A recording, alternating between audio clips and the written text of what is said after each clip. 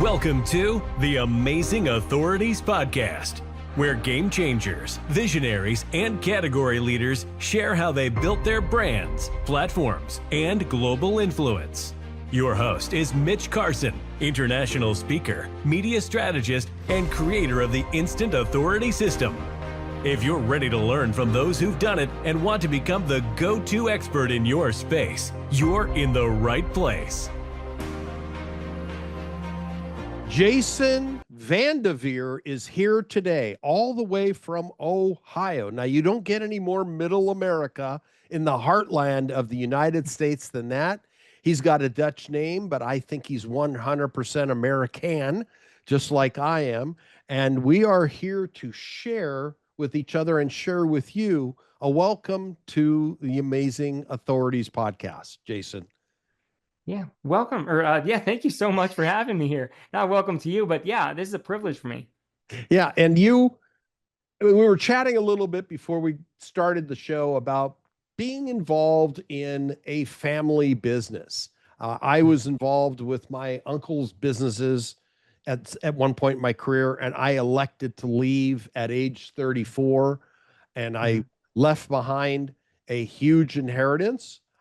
Which I didn't regret because it was the right decision for me. I was under tremendous stress and our relationship was fractured, and it was the right decision for mental health reasons. Why did you leave it behind? Because you come from a very large dealership that you could have, I guess, taken over one day. Yeah. It just didn't align with a passion of mine. And people might think like, gosh, that's such a cushy reason to leave something. But this business has been in our family. It's going on its fourth generation right now. And when I worked there, my dad, you can just see it's an extension of him. It lights a fire inside of him. And it was so clear I was not going to have that. I didn't feel right for the employees, for my family to do this if it wasn't going to be something I was passionate about. And also I could see like that's what's possible with entrepreneurship is I should have a business that it's not like it overtakes my life, but it lights a fire inside of me and is an extension of myself. And that's what I wanted. And today, I mean, you've got a book coming out very soon, and it's going to be a bestseller because I know you're a marketing man. So let's take a look at it. Show us what you've got. Yeah. So it's called Dream Driven, step-by-step process to discover your perfect business idea and launch it this year. So there it is, Dream Driven, and Jason VanDevere. What formats is that going to be available in? It'll be hard copy, paper copy, Kindle. Audiobook will be coming sometime in 2026, but that will be coming at some point. Still have to put that together. Well, there are AI robots, just a little side discussion. It's almost, you can't not have audiobooks today. And few of my books, I'm going to go back and add that component. You speak for a little bit. This is AI today. It'll capture your essence and read the book for you, because doing it yourself is a major hassle. I understand. Yeah. And turning it over to have it available. I'll have to weigh out those options. It's interesting. The publisher told me it's always good to have a reason to rant about your book. And he's like, look, you're going to launch your book, go talk about it, share it with the world, but it'll be helpful if 6 months or a year later you drop the audiobook. Now you can talk about it again and people aren't getting bored about like, why is Jason still talking about his book all the time? So I was like, all right, that sounds like a good enough reason to me. I'll spread it out and have 2 reasons to do a launch. So that's an interesting angle. I mean, I work in the publishing world. That's part of what I do, is help people market their books to bestseller status internationally and move on. And because it's that important about building a brand. I mean, you're also a fellow podcaster. What's the name of your podcast? Goal Crazy. Go crazy. Don't go crazy. Goal Crazy. Hence the sign above your head. I love it. Goal Crazy. And what have goals done for you and your clients? So one of the big goals was leaving the dealership. And the first business I launched after that was I designed a planner. It's called Goal Crazy. So that's where that name came from. Actually, where that came from is I spent 7 months just interviewing people after I left my job. I was able to get connected with business owners in our area. Family definitely helped me with that. But I learned what they were doing to set their goals, put it in this planner. I've been selling it now since 2019. I started selling it. So I got that business launched, could support myself, my family. I've got some rental properties, some up to 34 apartments. Hopefully, can keep growing those podcasts. But it's just, I think they're so important for a business owner because I think if they don't have clear goals for all the different areas of their life, their business becomes the only goal. And it overtakes their life. I tell people, like, your business should be the means, not the end. You should design what's the lifestyle you want. That should be the end goal. And now what's going to be the business that'll make that possible. But if you don't have goals for all the different areas of your life, then the business is the end and it overtakes your life and you succeed, but you probably don't have the freedom that you so desperately wanted when you started your business. Well, let's go back to something you glossed over very quickly. You own Yeah. 34 units or 34 apartment buildings? 34 apartments. So I've got good, yeah. So 34 apartments. I've got 3 duplexes, a 4 unit, and a 24 unit. Okay. And that is your, now, per your advice as a startup, because you write to help people to find their ideal business, but you have protected yourself and your family, which is growing. You're now 3 kids in and you're halfway to the goal because I know you're a goal-oriented guy. Yeah. Is that a passive income necessity for people, is to have something that passively pays them? Or is that an active investment? Do you have to go and hassle with people and their plumbing, et cetera? So I have a part-time employee. When I first started it, I would say more on the semi-passive, probably like every other week I would spend a half day was kind of how I scheduled it, doing things for my rentals. Uh, Now I'm probably on the phone for my rental properties once a week. It's very rare I'd have to show up there in person. Something would really have to be wrong. So now I don't use a property management company. Doesn't align with kind of the vision for the business I want. Maybe that'll switch at one point. So I don't want to paint the picture that it's just completely easy money. Maybe some people have had better routes with that. But I think it's been so helpful for me as an entrepreneur because my planner business and the coaching I do with it, like it's been a blessing so far, but there's a lot more of ups and downs to that. And, maybe what's been working might not work in 6 months from now, but probably is, real estate is very tried and true. And I've got mouths to feed. I'm the sole provider for our family. And it's kind of like it gives me peace of mind to take the money, put it in real estate. I've got income. Sometimes I can borrow one money from one business to the other, both ways, e-commerce business funding real estate helping to fund e-commerce projects. And it's allowed for a lot of unique opportunities. Well, interest rates are a little high right now. Are you buying or are you just maintaining? Nope, I haven't bought something in 2 years. I mean, close to 3 now. Are you financed on these or do you own, or Oh do you yeah. choose? Okay. Oh yeah. Okay. Yeah, Okay. yeah. No, don't have that much money. Yeah, very, very much financed. Yeah. But I would presume, or I can't presume, but let me just ask this. Is your real estate play, because this ties into business, is your real, Yeah. I got many friends that do what you do in California and other states. Mhm. So you're leveraged.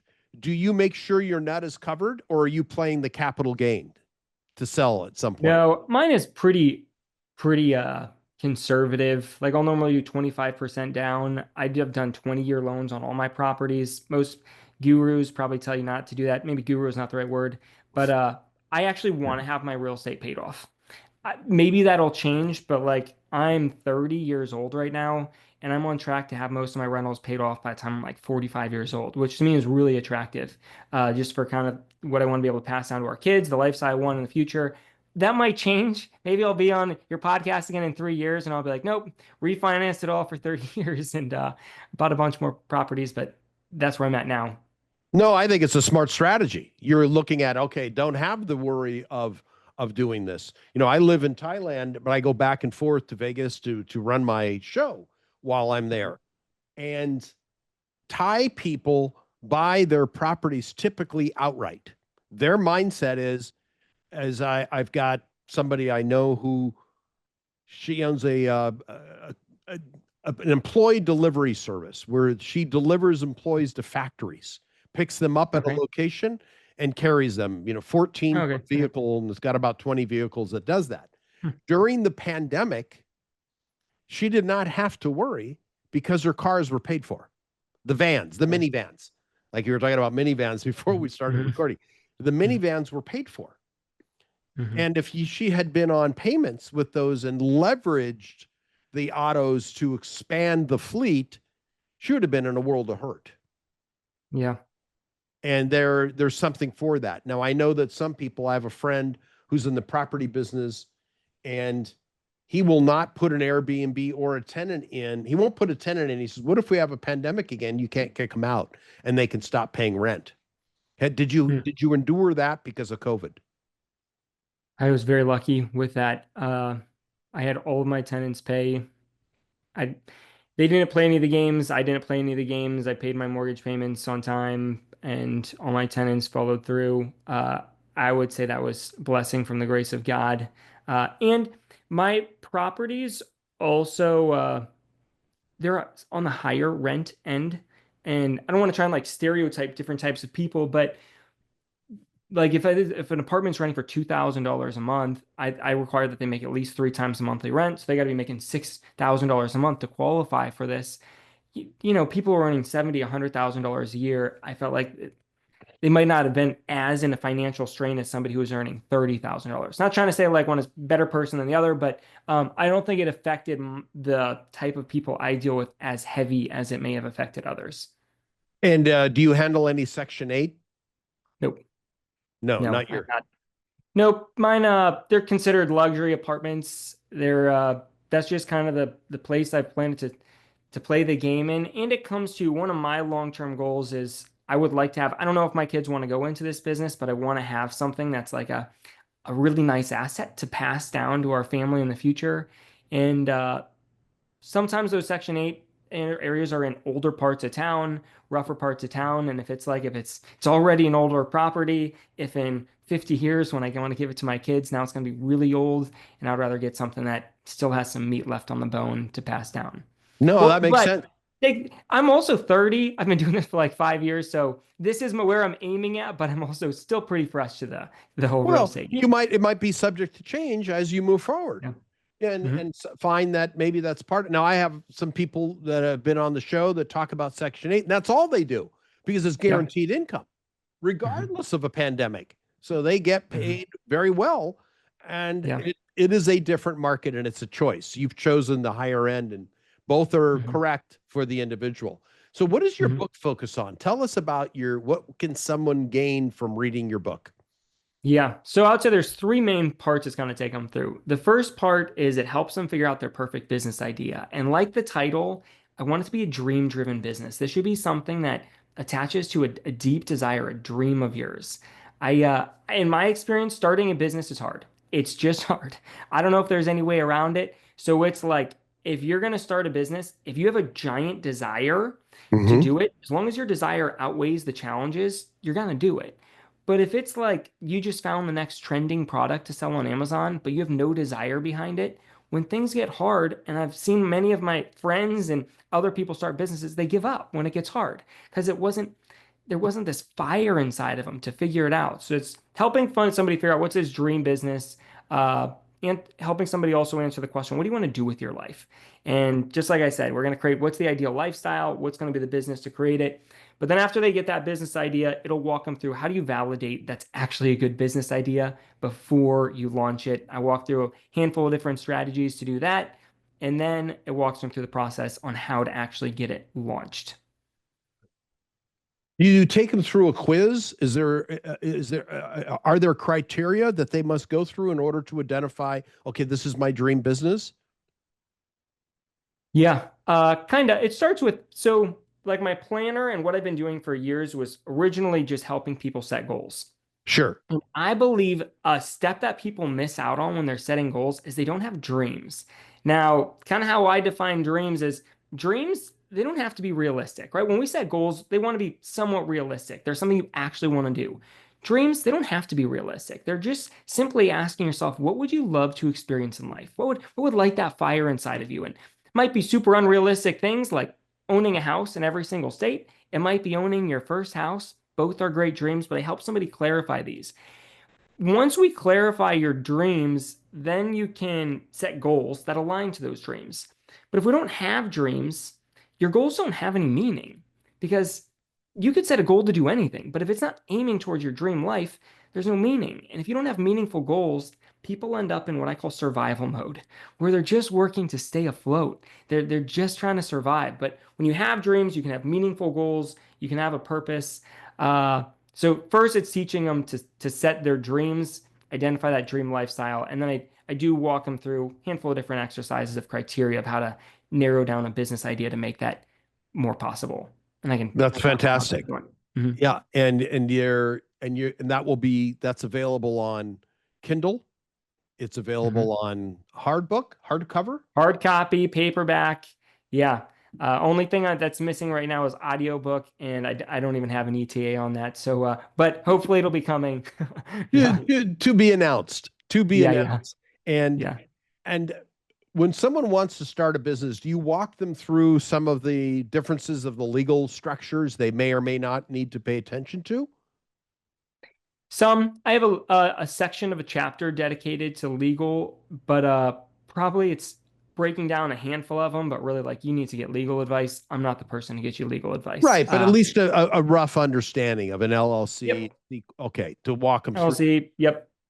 But I think that sometimes people get overly excited about that stuff. Like sometimes people tell me like, "Oh, I started a business. I own this LLC. I've owned it for 4 years." And it's like, "Well, it's great. What are you doing? How many clients do you have?" Right, Zero, right? It's like right. the goal is to have a business, not an empty LLC. So just because you have an LLC, in my opinion, not trying to offend people, you don't have a business. If you don't have paying clients, that's the main goal. Yeah, but I can't give them tons of legal advice. Just Well, and important. you know this coming from a long lineage of a sales-driven organization. Without sales, there is no business. Mhm. You have Yeah. to have clients. What are you doing? And do you embrace AI today? I have. I would think that's an area that I have to still grow in. All of Definitely us. helping me more and more with like content for my email newsletter, uh, drafting things. I didn't use it at all for my book. I'm actually blessed I didn't start using AI much until after I finished my manuscript, because otherwise I would have probably used it quite a bit. Not that that's necessarily a bad thing, but I'm glad to know like, nope, I wrote every word plus what the editors helped me do, but it's all been for me. Now are you with a publishing house or did you publish this independently? So it's called selfpublishing.com, and they can either teach you classes. I don't know if you've heard of them, but they Yes, can I have. provide courses, or they have more of like a hybrid publishing option where you cut them a check and I will use their own editors, own cover designers. They list it on Amazon and stuff for me. So hybrid, just more aligned with the business I was getting into, the timeline, much easier, in my opinion, than probably getting a publisher. But truthfully, I don't know. I didn't look into getting a traditional No, I've publisher. heard about them. They're an independent. I forgot the name of the guy that owns it. Chandler Bolt. Yeah. Yes, yes, yeah. He's been at the forefront of this, and certainly there are a lot of players in the game, and that's good. And what are you going to do for publicity? Podcasts like this are probably the biggest thing. I'm blessed that I do have an audience of people already using my planner. So I've got close to 10,000 email addresses of people who Wow. know me, like me, trust me. So can help me hopefully get a little bit over the hump. But podcast is going to be a big place to start, and then eventually Facebook ads. Facebook ads. Yeah. So I've done coaching in the back pass with my planner. When I launched my planner, didn't really know it was going to be on the back end, but people then started wanting more. So I started hosting workshops and courses and started coaching people. When I started working with selfpublishing.com to write my book, I stopped basically anything in my life that could be paused. So I Mhm. stopped all of my coaching, kept my rentals and my podcast, stopped all of my Facebook ads, everything. But why this comes back to Facebook ads is I want to restart that whole funnel with basically the book at the top. Like I give them the book everything I can. I don't really have any new information yet to give them. But if somebody reads my book and they want help to hold them accountable, to be able to answer questions, how they implement it, I do want to have a coaching program for them. I just have to get that relaunched after I get over my launching the book phase. So, Uh, so the book is the hub, and then everything builds out from there. The spokes. Yeah, hopefully the podcast can give them inspiration, give them some more practical advice. The planner can help them really take their what they're going to do with the book and bring it to life, give them a clear way to break it down into plans, and then coaching. If they want somebody to walk along that journey with them, I can do that too. Uh, That's great. so once I get that going again, which I'm hoping will be in the first quarter of 2026, then it's a lot easier to run Facebook ads when you have back end programs to sell. My experience selling my planners, it's hard to gross any money on a low ticket item on Facebook ads if you don't have anything to sell them after they buy the planner. Oh, yeah, you got to have cross sells, upsells, all that. And do you use a particular architecture? I mean, do you use ClickFunnels or are you using Go High Level? One of those. Which ones do you use and why? Yeah, go high level. Me I've too. I'm been a big fan of go high level. I It's am like as well. I had tried ClickFunnels for a while. I think Russell Brunson's a genius. I Yes. was almost like disappointed in myself for leaving ClickFunnels because I just like Russell Brunson so much. But Go High Level has a lot of unique things to offer. And I feel like I've just tipped the iceberg. You know, Yeah. tipped in. Yeah, it's the tip of the iceberg of knowing what it's doing. And hmm I'm of the same tribe and hmm learning more every day. It's like, oh my gosh, it does all these things. So that's hmm where the automations come into play for you. Yeah, I mean, kind of like building out the funnels, the emails, it just makes it so much easier with those automations when it's all under one thing. Because I used to have like Shopify, another email provider, Klaviyo, and then I'm trying to use Zapier to bring everything together. Some ads were going to ClickFunnels, and it was how do you merge it all together where Go High Level could put it all under one thing, and it's just made it easy. Got it. Well, great. I wish you the best with your planners. That do you use ads selling the planners right now, or how do you market it? Yeah, in the past, I did use a lot of Facebook ads. When I signed on to write my book, I just had to stop them because I stopped all my backend programs and I wasn't going to dedicate time to the ads. But Facebook ads have been a big part of it. I would, and Amazon ads, to be fully transparent with entrepreneurs, like I've got sold 40,000 of these things. Probably the first 10 to 20,000 were not profitable sales. uh, because I had to learn how to do ads. I didn't have anything to sell in the back end. But once you could figure that out, it was a lot easier to sell things. So are Facebook ads your go-to source for leads? Probably my go-to source for growing my customer base. I think a lesson that I missed out on earlier with my e-commerce business was not viewing my customer base as an asset. For a while, I was kind of viewing like my goal crazy business will make me money, but I invested into real estate assets, and that's where the wealth comes from. And just recently, as I started to go on this journey of writing a book, I realized that no, actually, my email list of 10,000 people is a really big asset. Uh, so in the past, though, like when I would run ads, I was really just trying to get people's email addresses so then I could sell them planners, send them to my podcast, get coaching clients, everything, all the doors, not all the doors, but doors were open once I had their email address, right? If I have no way to contact them and they don't even know who I am, there's no way we can have a conversation. So Facebook ads to maybe like workshops, freebie giveaways, and then they could get put into my funnel to sell them products. So the value of your list has been great. That's where you're able to sell some of your back end. Do you host webinars selling other people's products, or are they all focused on you? Do you covet your list? Never I've never done other people's products. I've done collaborations with other people, where maybe it was another coach or somebody, and they would have their offer at the end. But yeah, I haven't done a ton of that. Do you have any ideas for me that thoughts that come to mind that Absolutely. I'm missing out on? Yeah. Oh my gosh. It's almost a list swap. I'm very big on using other people's lists to grow and to hmm also reciprocate. There are people that hmm may want, I mean, we can talk about it a little bit this offline after we conclude this, but there hmm are collaborations. It's a way to grow. I think you have to have your own leads coming in, hmm but another way to do it without the expense of buying ads is collaboration. Like if I put together a summit, which I'm going to invite you on, of hmm podcasters.